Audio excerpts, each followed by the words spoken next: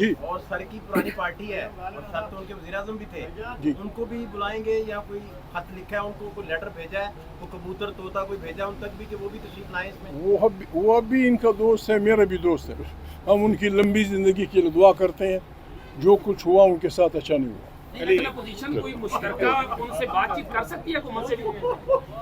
یہ plate form یہ اس چیز کا پلیٹ فارم نہیں ہے، یہ کانفرنس ہے اور یہ ہماری طرف سے دعوت ہے. میرے عزیز صاحب ہو آر یو کا کیا جواب دیں گے آپ؟ اس پر آپ کا موقف کیا ہے؟ کہ 26-27 تاریخ کو آپ کو بتائیں گے. آپ نے بطور وزیر اعظم اور اس کے بعد بھی ہمیشہ سے ایک بات کی کہ نیشنل ڈائیلاگ کی ضرورت ہے، جس میں جوڈیشری ہو، جس میں اسٹیبلشمنٹ ہو، جس میں سیاستدان سارے فریق ہو. تو ابھی جو ادارے ہیں آپ سیاسی سارے قیادت بیٹھ جائے گی لیکن مسائل ختم نہیں ہوں گے، ان کو دعوت محمود خان جگزئی کے توسط سے دیں گے کہ وہ بھی آ جائے اس ڈائیلاگ کا حصہ بنے؟ نہیں دیکھیں، یہ اپوزیشن کی سوچ کو اتفاق پیدا کرنے کا ڈائیلاگ ہے. یہ کانفرنس اس لیے ہے کہ ملک کے مسائل کی بات کر سکیں، اس کا حل تلاش کر سکیں. آج جو لوگ اقتدار میں ہیں وہ اپنی مرضی سے خرابی میں شامل ہوئے ہیں، وہ سوچ بدل لیں، وہ بھی اس ڈائیلاگ میں شامل ہو سکتے ہیں.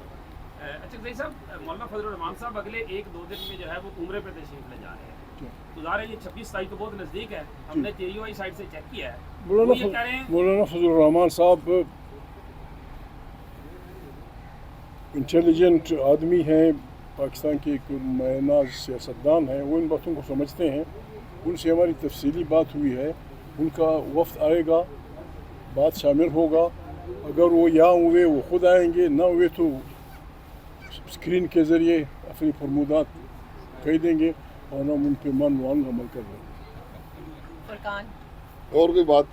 تھینک یو جواب نہیں ملا. ہیں جی خان صاحب ہو آر یو کا جواب نہیں ملا. جو آرمی چیف نے یہی الفاظ استعمال کیے تھے کہ ہو آر یو. 26-27 کا موقف کیا ہے؟ نہیں، بات یہ ہے ٹھیک ہے. لیکن یہ ذاتی بات یہاں کوئی نہیں ہے. یہاں پر ملک کی بات ہے، ملک کے مسائل کی حل کی بات ہے. بالکل ہم قبلہ رو کھڑے ہیں.